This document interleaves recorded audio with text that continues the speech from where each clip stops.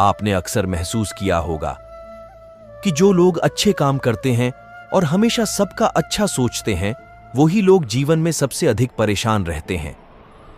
वहीं जो लोग बुरे काम करते हैं, वो अपना जीवन खुशी और चैन से जी रहे होते हैं। अच्छे काम करने वालों को आखिर इतनी परीक्षा क्यों देनी पड़ जाती है, जबकि जो अधर्म की राह में हैं, वही अधिकतर खुश रहते हैं। खुश रहते हैं और जिंदगी का लुत्फ उठा रहे होते हैं। अगर आपके मन में भी यह सवाल कभी आया हो, तो आज हम आपको इसका जवाब देंगे।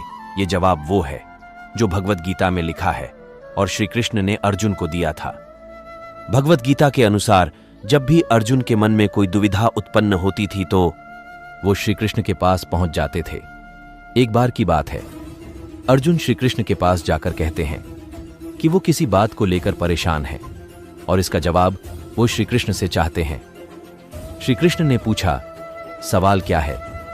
अर्जुन ने कहा, मुझे यह जानना है कि अच्छे लोगों के साथ हमेशा बुरा ही क्यों होता है, वहीं बुरे लोग खुशहाल होते हैं।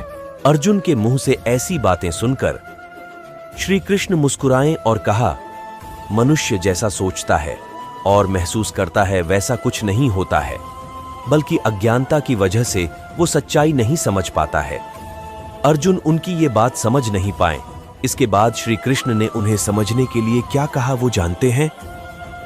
श्री कृष्ण ने अर्जुन से कहा, पार्थ, मैं तुम्हें एक कथा सुनाता हूं। उसे सुनकर तुम समझ जाओगे कि हर प्राणी को उसके कर्म के हिसाब से ही फल मिलता है। प्रकृति हर किसी को अपनी राह चुनने का मौका देती है। अब वो मनुष्य की इच्छा पर निर्भर करता है कि उसे धर्म की राह चुननी है या अधर्म की। कथा शुरू करते हुए श्री कृष्ण ने कहा,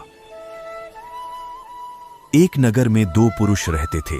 एक पुरुष व्यापारी था, जिसके जीवन में धर्म की बहुत महत्ता थी। वह पूजा पाठ में यकीन रखता था।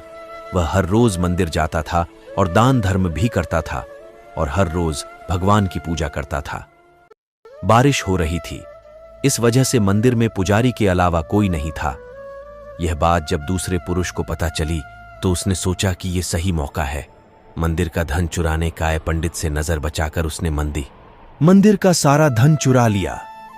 उसी समय धर्म कर्म में विश्वास रखने वाला व्यक्ति भी मंदिर पहुंचा। दुर्भाग्य से मंदिर के पुजारी ने उसे ही चोर समझ लिया और चिल्लाने लगे।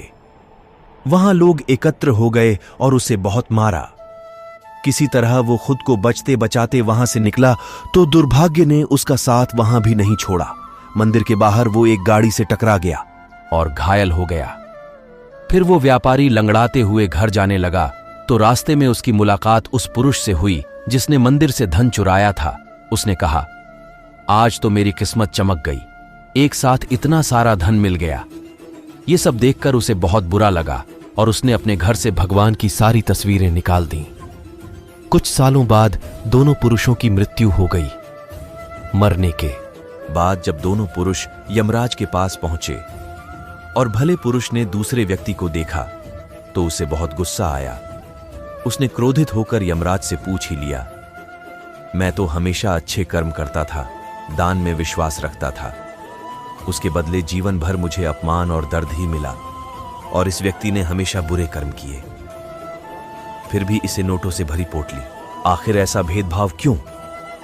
इस पर यमराज ने कहा, पुत्र, तुम गलत समझ रहे हो। जिस दिन तुम्हारी गाड़ी से टक्कर हुई थी, वो दिन तुम्हारे जीवन का आखिरी दिन था, परंतु तुम्हारे अच्छे कर्मों की वजह से तुम्हारी मौत सिर्फ एक छोटी सी चोट में बदल गई। तुम इस दुष्ट व्यक्ति के बारे में जानना चाहते हो। दरअसल इसके भाग्य में राजयोग था, मगर इसके कुकर्मों और अधर्म की वजह से वो सिर्फ एक छोटी सी धन की पोटली में बदल गया।